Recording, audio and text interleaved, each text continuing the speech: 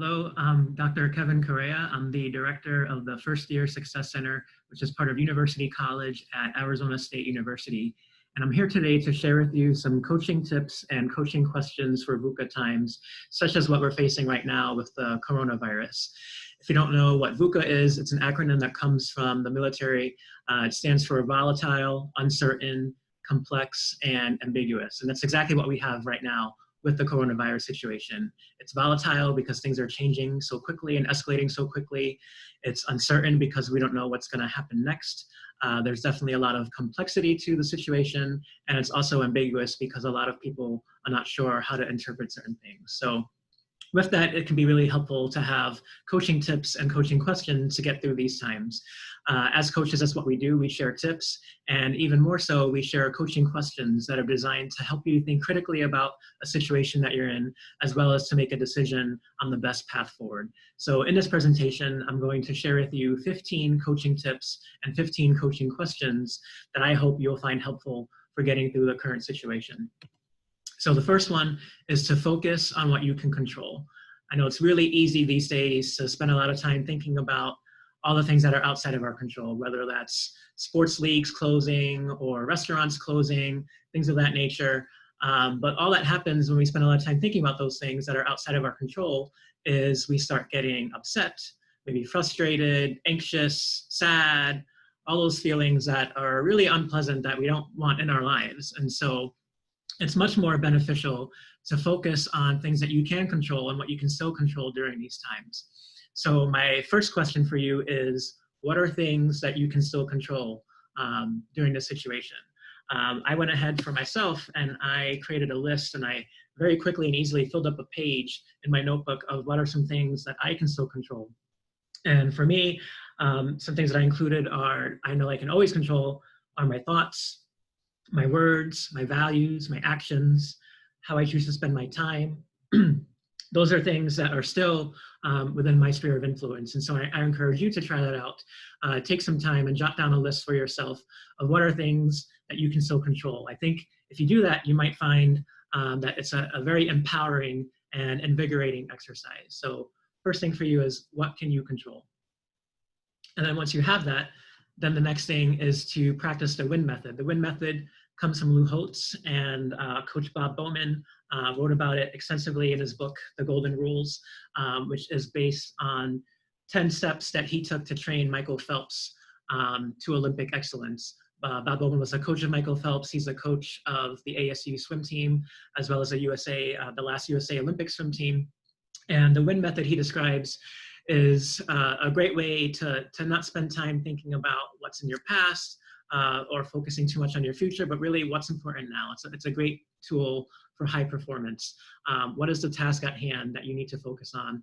What's the most important thing right now in your life? And so that is the question for you to think about. What is important right now? And if you want more on that idea, we actually have a YouTube video on our First Year Success Center YouTube channel with Coach Bob Bowman giving a presentation a few years ago where he outlines his golden rules for success, including the WIN method. What's important now? Third tip is to take things one day or 1 week at a time. This is something that has helped me as an endurance athlete. I love to run. I've run all kinds of races up to a marathon. And when I'm doing those long distance races, for me, rather than spend a lot of time thinking about how long the race is going to be, I take that race 1 mile at a time. And I think that really helps here. I know there's been a lot of articles lately and a lot of people wondering, how long are we going to be in this situation, and getting really caught up in how long is this going to last. And that can get really overwhelming to think about. And so rather than doing that, I'd recommend taking things 1 day, 1 week at a time, just like a runner would take 1 mile at a time when doing a long distance race. And so for you, my question is, what are things that you have today and this week that you want to really focus on and that are important for making progress towards your goals? Next one is to draw from your bank of evidence. So here's where looking at your past can be helpful because even though this is a new situation, the virus is literally called a novel coronavirus. It's a new situation for us, but it's not our first time ever dealing with adversity. I know we all have adversity of different forms and different types in our life. And so it can be helpful in new adverse situations to think back about when you were in adverse situations previously, how did you overcome them? What are some tips that you did, some strategies that you used, some skills that you used, some resources that you used to overcome those adverse situations, and what can you transfer from that previous success to the current situation? So that is the coaching question, is how have you overcome adversity before, and how can you do that again now? Next one is to maintain positive social connections. So there's a phrase out there right now, which is really important, called social distancing. And really what we're getting at with social distancing is physical distancing, right? Limiting the physical distance that we have between each other. But as we're doing that, we should still maintain positive social connections, because that's really important, especially in times like this, that we maintain those connections with our loved ones, friends, family, classmates, professors. Who are people who have positive influence in your life, and how can you maintain a positive social connection with them? And then the flip side of that is to limit your exposure to negative influences. That's a great life tip in general, but especially now during these times, you want to limit your exposure to things that are affecting you negatively. So for me, I know I have to really limit my time on social media, because every time I look at social media, or even just the news, it just seems like there's just so much chaos out there and negativity with what's going on. And I understand that it's justified, but at the same time, it can be really overwhelming and really deplete me as an individual, as a person, when I'm trying to pursue my goals with leading our first year Success Center and coaching students to be successful. So I set limits on my exposure to those things. I check the news, and I check my social media only 3 times a day. I have a morning check, an afternoon check, and then an evening check. And then that's it, because otherwise I'll just get caught up in negativity, which is not helpful. So my question for you is, what are some things that you can do to limit your exposure to negative influences?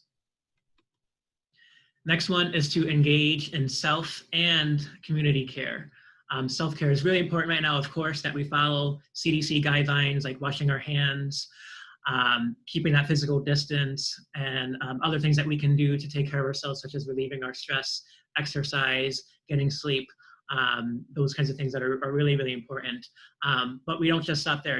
It's very important that we don't just take care of ourselves, but also think about community care, because right now we have a community challenge, and the only way to really solve a community challenge is to have a community solution with community action. So think about having more of a we mentality as opposed to a me mentality. You may yourself as an individual may not be so concerned about the coronavirus and how it might affect your body. But unless you take actions that protect our community, we know the virus can spread really fast, which can have a negative impact on people who are more vulnerable to the virus, as well as negative impact on our healthcare system with regard to providing treatment and care for those who need it the most. So this is a really important time that we're engaging in both self and community care. So the question there is very natural, is what can you do to practice self-care for yourself, as well as community care for our community? Next one is to challenge counterproductive thoughts. There's all kinds of catastrophic thinking that people can engage in at this time, and it's just not helpful. It's not productive at all. And so one thing that you can do to challenge counterproductive thoughts is the ABCDE method, which Dr. Martin Seligman outlines in his very excellent book, Learned Optimism. And in the description there in the video, there's a link both to that Bob Bowman video I mentioned earlier, as well as an article by Dr. Seligman on this method. And what this method is that it's an acronym that stands for adversity, belief, consequence, dispute, and energization. So adversity is what we have, right? We have this very adverse situation, and the belief that we have about that situation, which is really thinking about how we perceive that situation, what we tell ourselves about that situation, will have direct consequences. And so if you are experiencing negative consequences right now, based on your thoughts, always go back to your thoughts, go back to your beliefs. How are you perceiving this situation? What are you telling yourself about it? And what are some things you can do to change that? That's where the D comes in, the dispute. How can you gather evidence, factual-based information that might lead you to have a different belief? what are some alternative ways that you can think about the situation or reframe the situation that would be more positive for you. That is the process of disputing. And then when you do that, that's going to have impact on your energy. So question here is, do you have any counterproductive thoughts right now? Are your thoughts helping you or hurting you? And if they're hurting you, what are some different things that you can do, different ways that you can dispute those thoughts to have different thoughts and different beliefs about our situation that are going to be much more productive and beneficial. Next, you can apply your strengths to the situation for the benefit of yourself and others. There's also some links in the video description about this.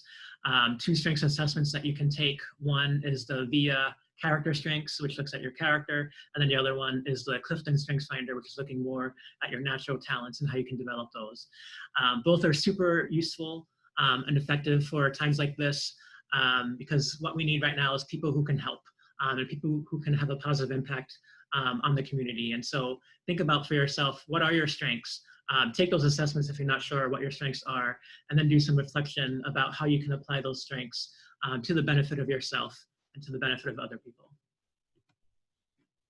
You can also find alternative ways to enjoy your free time. I know a lot of things that we're used to doing have been disrupted, and so find some alternative solutions, right? This is a great time to improvise and practice our adaptability skills. So one great thing there is from Google Arts and Culture. They have virtual tours of museums and heritage sites, which is a really awesome thing. And then also in the description of this video, there's a link to a CNN article that had a list of lots of other things that you can do, alternative ways you can enjoy your free time. I know for me, I love going to the gym and working out. I can't do that right now. My gym is closed, and I don't think it'd be a good idea to be in the gym anyway. And so I'm working out at home now, and I have some dumbbells I'm working out at home as an alternative. And the cool thing with that is, as you're exploring alternative ways to enjoy your free time, you might make some fun discoveries. So for me, I had a fun discovery this morning working out at home with my dog. I didn't expect that when I was rather than doing dumbbell bench presses, because I don't have a bench where I live, I was using my ottoman, so I was doing dumbbell ottoman presses. And as I was doing that exercise, my dog, Tibetan Terrier Tashi, was licking my face, and it was just kind of a very fun thing. I found it very encouraging that my dog was supporting me with my physical fitness and exercise goals. So find alternative ways to enjoy your free time. And then the question, of course, is what are some things you enjoy doing? And then what are some alternative ways that you can still enjoy doing those things, or some other things that you can do to enjoy your free time? Next one is to have compassion both for yourself and for others. People are doing the best that they can. This is a very difficult situation, and people respond to adversity and difficulty in lots of different ways. And so have compassion both for yourself and for your others. We're doing our best, but we're certainly not at our best right now. And so having compassion and understanding with that can go a long way. And so the question for you is, do you need to have more compassion with yourself right now? And if so, what can you do to have more compassion for yourself? And then is there someone else in your life that you could benefit from having more compassion for? And then how can you extend that compassion to that person? It also helps to use our ASU resources. ASU still has so many resources available for students. Right now on the screen is showing a screenshot of the Provost Learning Remotely at ASU site for our students. Lots of great information and tips and tools and resources here on the site.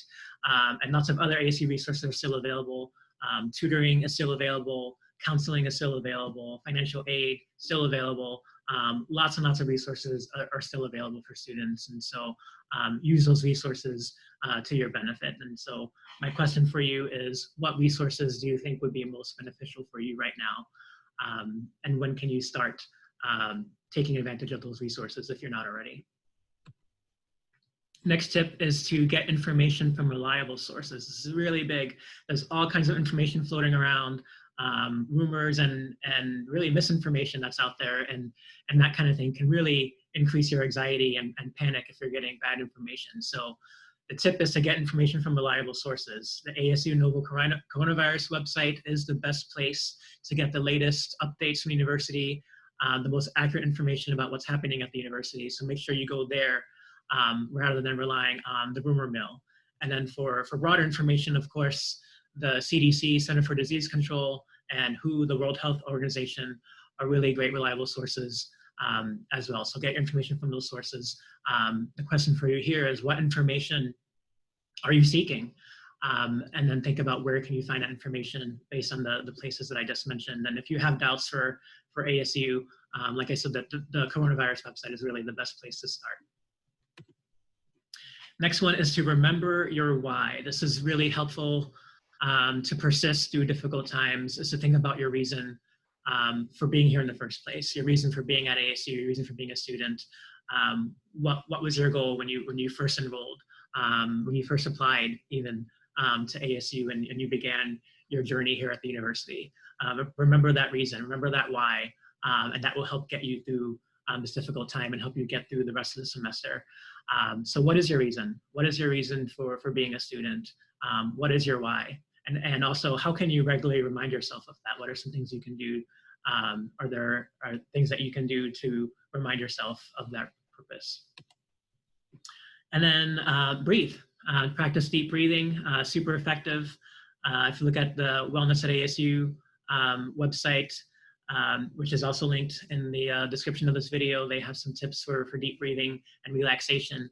We know that can be super, super helpful, some deep breathing to just help relax and calm us down. Always remember to breathe.